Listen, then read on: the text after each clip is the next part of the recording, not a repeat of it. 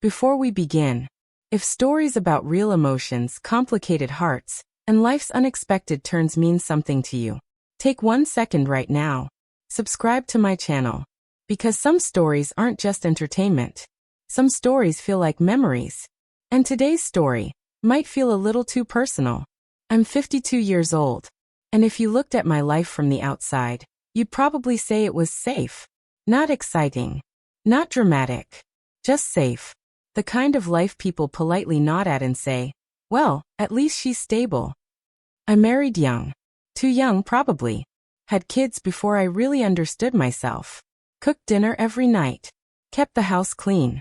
Paid bills on time. Showed up where I was expected to show up. I followed the rules. Every single one of them.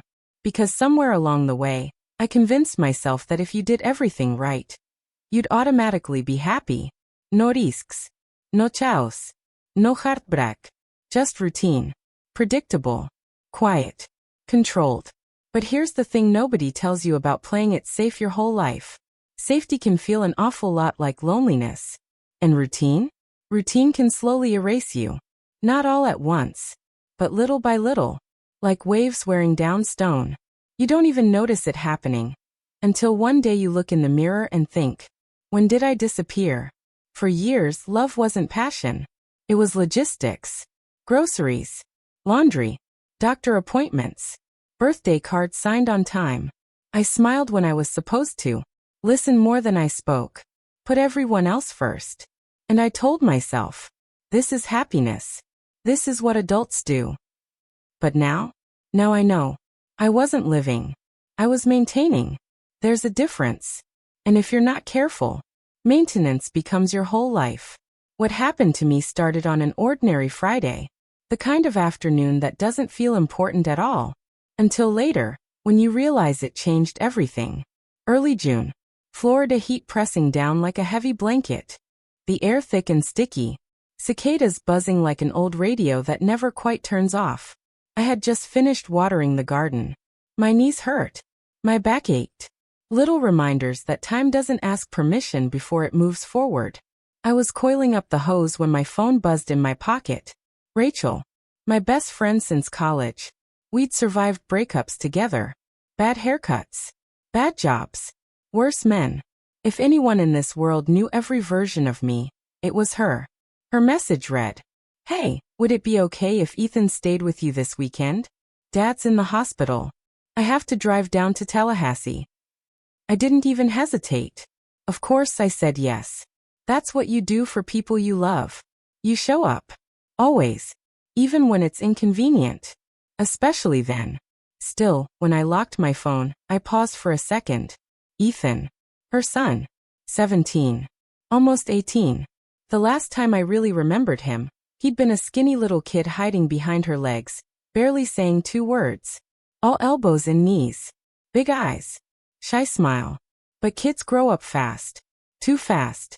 Faster than your brain can catch up with. He arrived a few hours later. Late afternoon sun pouring gold across the driveway.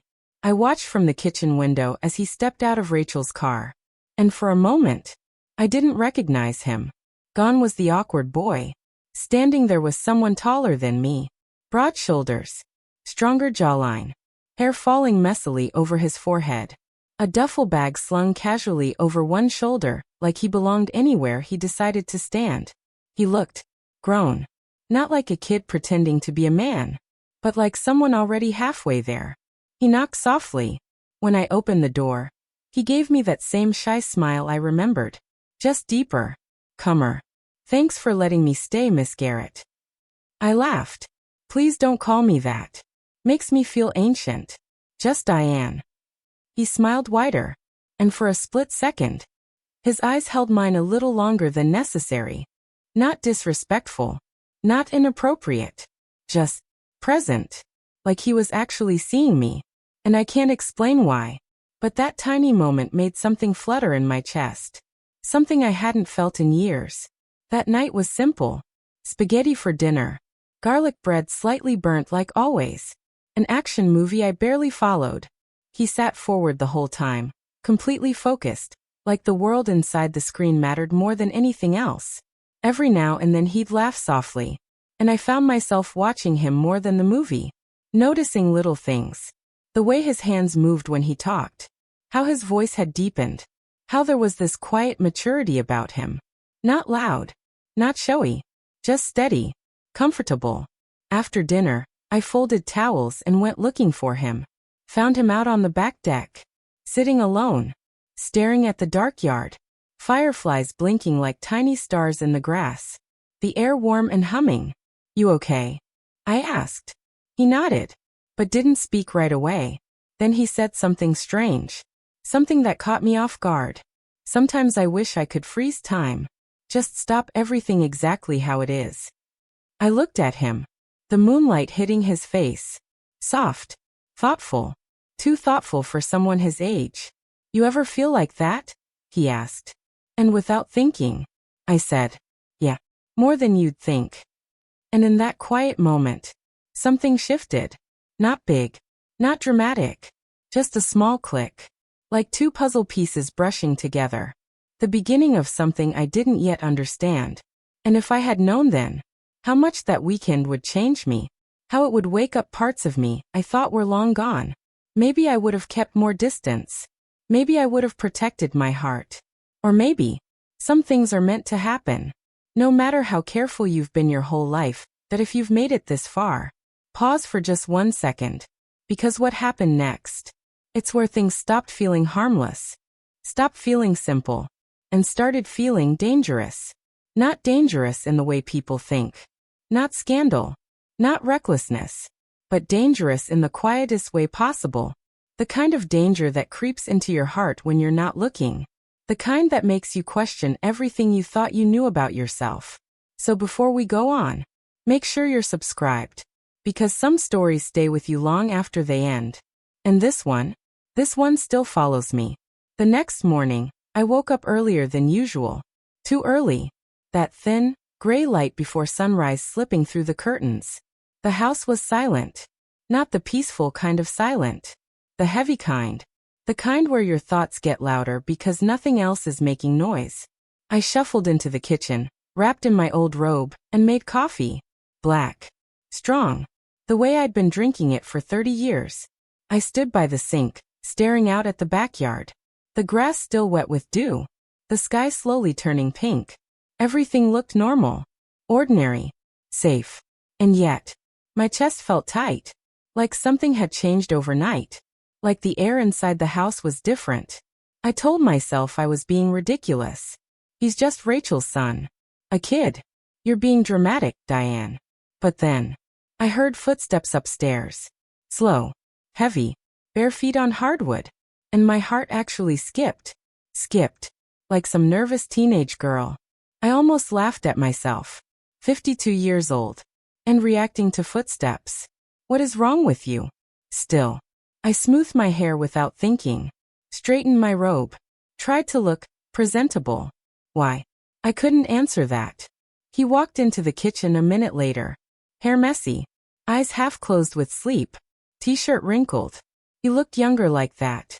Softer. More boy than man. "Morning," he muttered, rubbing the back of his neck. And there was something about his sleepy voice that made me smile automatically. "Morning. Want breakfast?" Quiet. Watching me. Not in a weird way. Just watching. Like he was comfortable. Like this space already felt familiar to him. I cracked eggs into the pan. The soft sizzle filled the room. Coffee steaming between us. Sunlight slowly spilling across the floor. It should have been nothing. Just an ordinary morning. But something about the stillness, the domestic quiet, felt strangely intimate. Like we were sharing something private without meaning to. "You always wake up this early?" he asked. "Habit," I said. "Hard to break after kids." He smiled a little. "You make this place feel calm." I paused mid-stir. Calm. Yeah. Like safe. Safe. Such a simple word. But it hit harder than it should have. Because nobody had ever described me like that before. Reliable? Sure. Responsible? Of course. But safe? It felt different. Warmer. Like being seen for something deeper. I swallowed. Guess I've had a lot of practice taking care of people. He looked at me for a long second, not speaking, just studying me like there was something he was trying to figure out. And suddenly I felt exposed, like he could see every lonely year written across my face. After breakfast, we cleaned up together. He insisted on helping. Didn't even have to ask, which surprised me. Most boys his age would have disappeared back into their phones. But he stayed, talking, asking questions, little ones, about the garden, about the house, about what my kids were like growing up. Nobody had asked me about those things in years. You don't realize how invisible you've become until someone starts being curious about you again. By afternoon, the heat was unbearable, the kind that makes the air shimmer above the pavement. I was wiping sweat from my neck when I said, half joking, I might just jump in the pool before I melt. He grinned. You should. I already was thinking about it. So casual. So easy. Like it was the most normal suggestion in the world. And maybe it was. But my stomach fluttered anyway. I went inside to change. Pulled open my drawer. Found an old one-piece swimsuit buried underneath sweaters. I hadn't worn it in years. Holding it up felt strange. Like holding a memory from another life. Back when my body was firmer. Back when I didn't think twice about how I looked. Now I hesitated. Studying myself in the mirror. The softer stomach. The faint stretch marks. The small signs of time I usually ignored. For a second, I almost changed my mind. Almost stayed inside. Almost said I was too tired. But something stubborn inside me whispered. When was the last time you did something just because you wanted to? Not because you had to? So I put it on. Took a breath. And stepped outside. He was already in the water. Floating on his back. Eyes closed. Sunlight dancing across the surface. He looked so peaceful. So young. So completely at ease in his body. I felt awkward by comparison. Like I didn't belong in the same picture. Then he opened one eye and smiled. Finally. I thought you bailed. I laughed nervously. Not that easy to scare me off. The water was warm when I stepped in. Almost silky. Wrapping around me like a hug. For a few minutes, we just swam lazily. Splashing. Talking about nothing. The kind of meaningless chatter that somehow feels important. And then, he looked at me. Really looked. Head tilted slightly. You know something? He said. What? You don't smile much. I blinked. I smile. He shook his head. No. You fake smile. Polite smile. My chest tightened. And what's the difference? He shrugged. When it's real, your whole face changes. Your eyes light up. I didn't know why that hit me so hard. But it did. Because he was right. Most of my smiles were automatic. Habitual. Courtesy smiles. Not joy. Not real. And the fact that he noticed. That he paid attention enough to see the difference. Made something ache inside me. Like he'd uncovered a secret I didn't even know I was hiding. I laughed it off. But the words stuck. All day. All evening. All night. Because for the first time in years, someone wasn't just looking at me. He was seeing me. And I didn't realize how starved I'd been for that. Until that moment.